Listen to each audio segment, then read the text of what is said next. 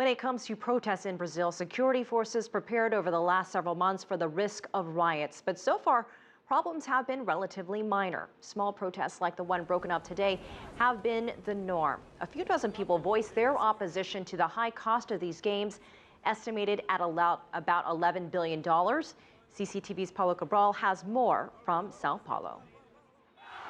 In 2013, demonstrations in Brazil against the government during the Confederations Cup caused concern that things could be much worse once the World Cup got underway. As months passed, the protesting continued, but the number of people attending continuously diminished. On opening day for the 2014 World Cup, close to 300 protesters took to the streets with the intention of marching towards the stadium in São Paulo.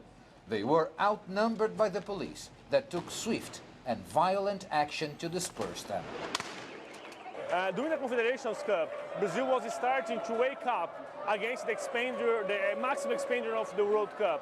Now I think people got used to it and the investment has been done, so there is no why protesting. And also we are here outside and we can see the energy of the World Cup is fantastic and people got fascinated by the energy of the World Cup in my point of view. There are still protests happening in different parts of the country, be much smaller than they were before. Despite big concerns in the months leading up to the tournament, these protests have and real disruption to the event.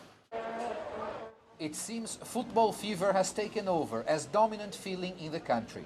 Even if this doesn't mean that all Brazilians are happy with the government event. It's a shame that we had so many delays and that the World Cup legacy won't be all it could be.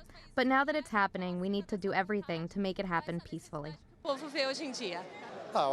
a shame so many delays and that the World Cup legacy won't be all it could be. But now that it is happening, we need to do everything we can to make it happen peacefully. It seems that now Brazilians are having a lot of fun with their World Cup, but they are sending a clear message that this is in spite of their government and of FIFA and not because of them. Paulo Cabral, CCTV.